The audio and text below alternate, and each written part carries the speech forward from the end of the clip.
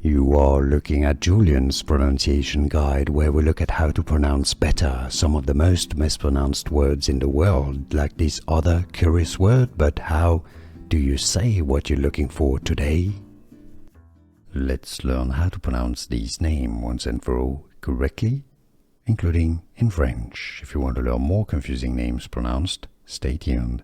French pronunciation, Catherine, with a T sound. In English, however, it's normally pronounced Catherine, Th with a TH sound, with your tongue between your teeth, Catherine. Sometimes the th syllable is skipped and it's pronounced Catherine, Catherine.